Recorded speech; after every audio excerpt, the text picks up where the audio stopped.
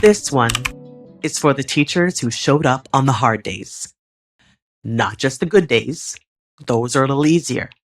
When the lesson lands perfectly and the discussion goes somewhere unexpected and beautiful and every student is exactly where you'd hope they'd be.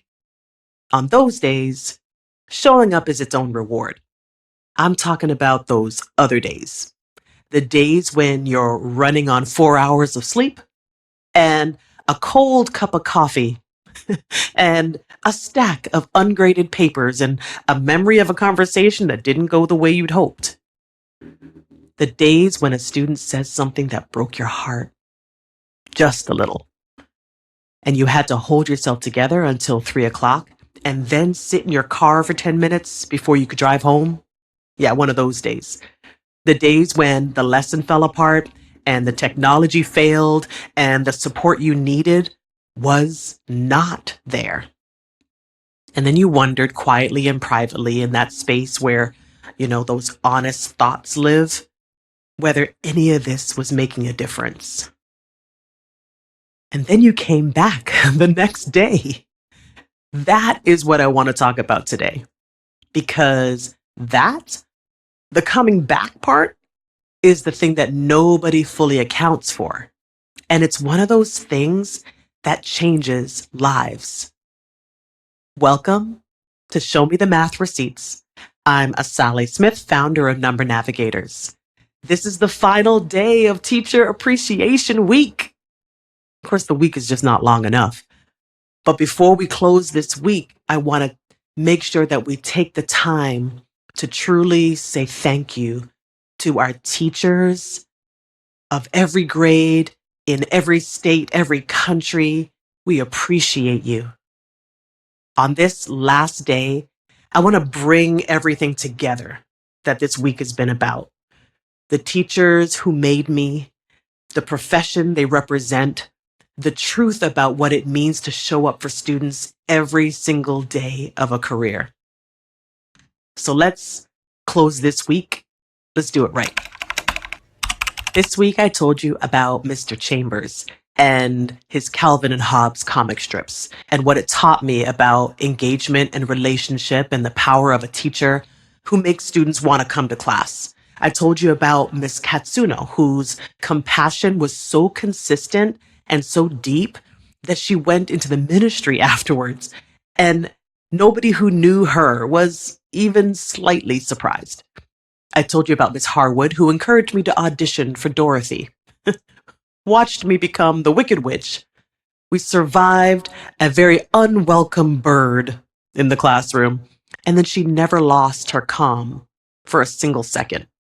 I told you about Miss Sargent, my kindergarten teacher, who seemed larger than life to me, a little 4-year-old.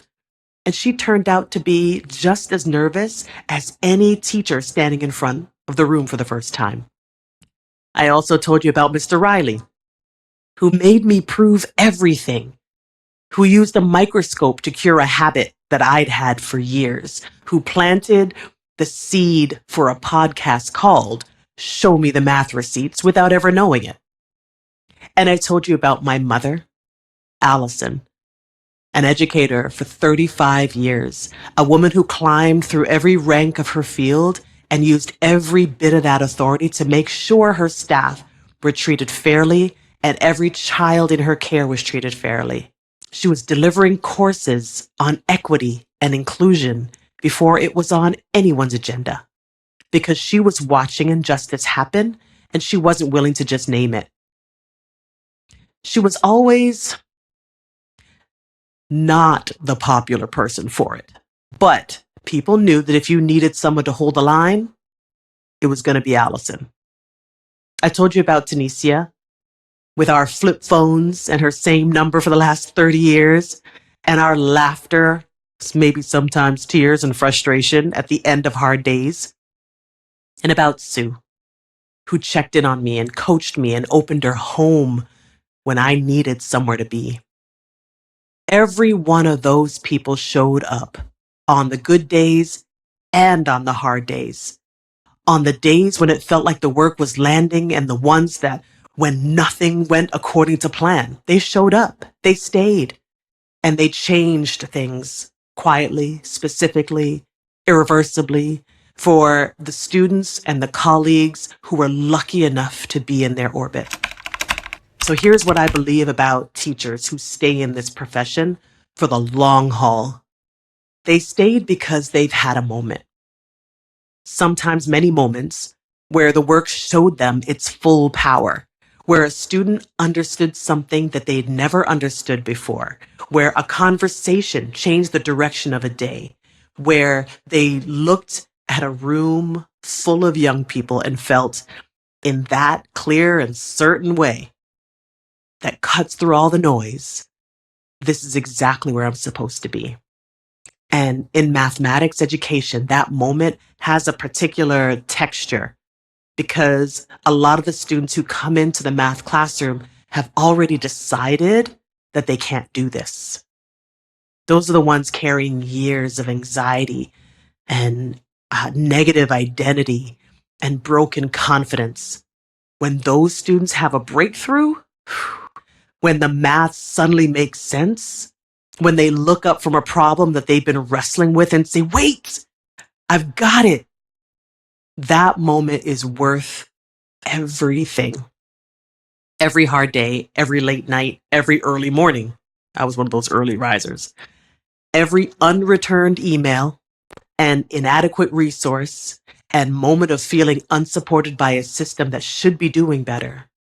The teachers who know that moment, who have felt it, who are chasing it, who come back every morning because they know it's possible again today, those are the teachers who stay. And the world is profoundly better because they do.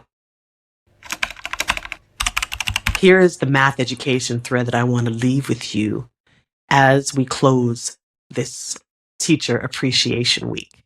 Every teacher we talked about this week was teaching through the way they showed up, not just through their content, through their presence, through their choices, through the daily decisions about how to treat the human beings in their care.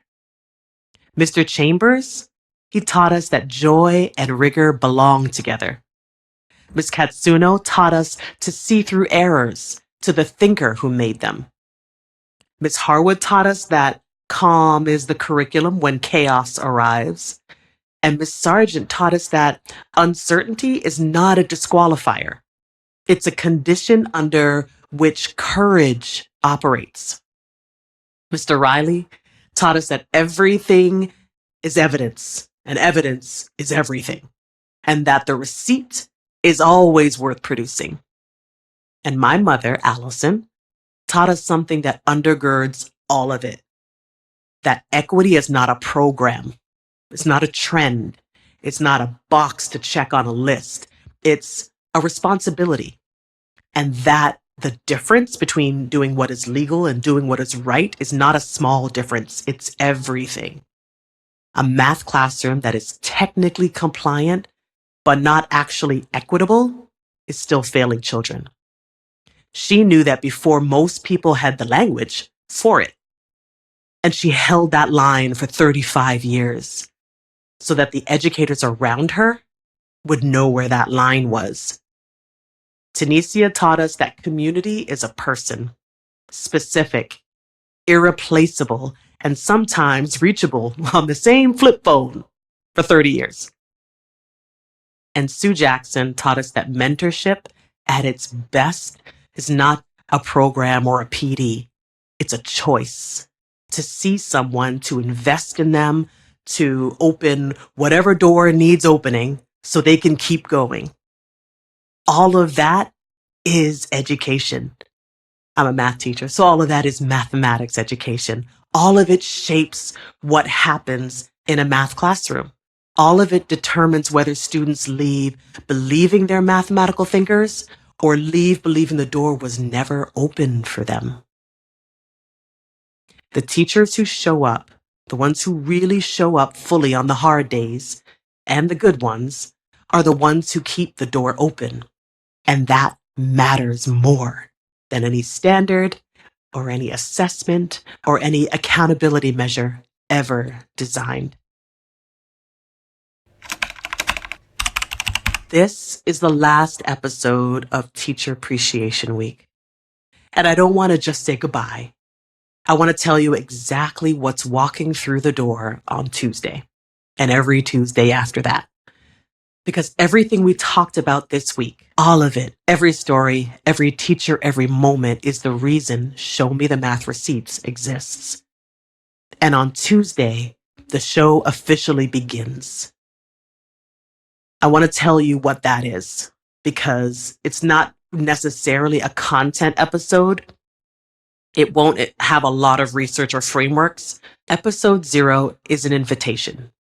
It's me standing at the door of the show, telling you exactly who this podcast is for, what it's going to dig into, and why I believe with everything I have that this conversation is one that mathematics education has needed for a very long time. It's for the classroom teacher who has looked at a struggling student and thought, I know something is not working, but I just can't name what it is.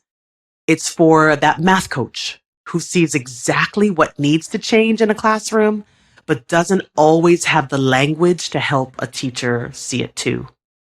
It's for an instructional leader staring at achievement data that's telling them something, but nobody has connected the data to the belief underneath it.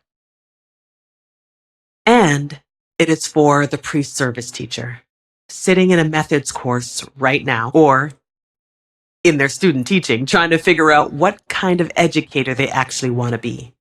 Who needs to hear this before the habits form, before the beliefs calcify, before someone hands them a shortcut and calls it teaching? That's who this prequel is going to be for. That is who this entire show is for. And it ends, I want you to know this, with the name of the very first full episode. The topic we're going to dig into when the real content begins. The most expensive phrase in mathematics education. 6 words that have been costing students their mathematical futures for generations, and what we're going to do about it. Subscribe right now so you don't miss it. Our prequel episode drops on Tuesday. Share this episode with every educator in your life. Tag them, tell them something is coming. Use the hashtag Show Me the Math Receipts and join the conversation that's just getting started. Because this week was the appreciation. Next week is the work.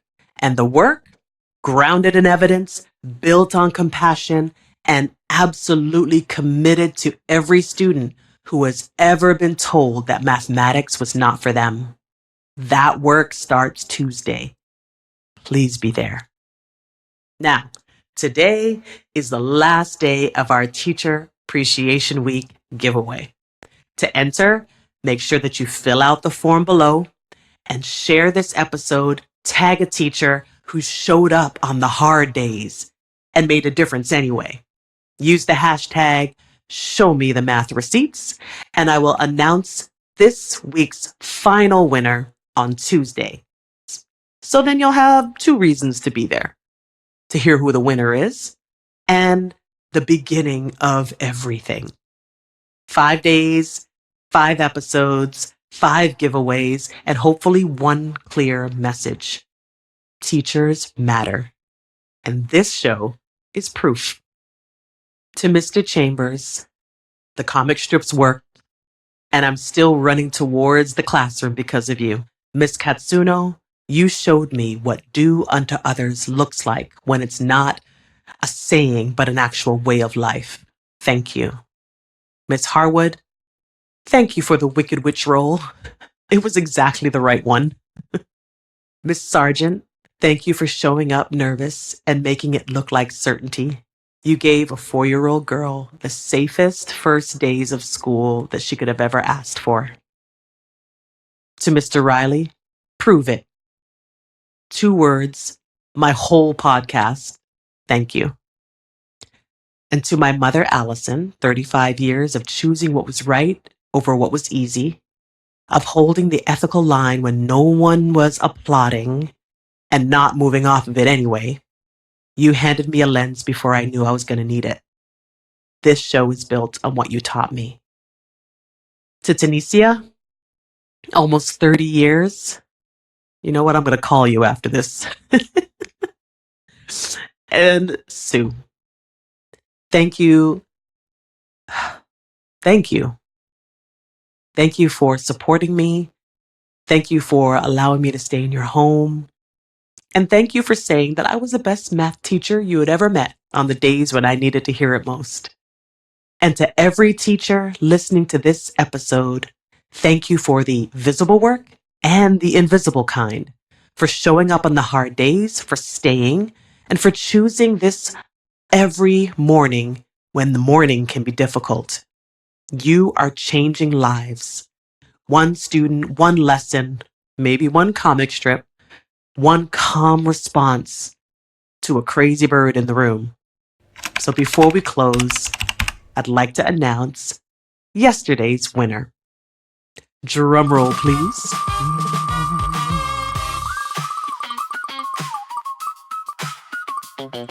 Congratulations. We will reach out and send your prize on its way. So now everyone, please come back Tuesday. The show starts for real. I'm Asali Smith. This is Show Me the Math Receipts. And until next time, teach boldly, protect student thinking, and always keep your math receipts. It's time for Math Joke of the Day. The farmer counted his 396 cows. But when he rounded them up, he got 400. But I'm bunching.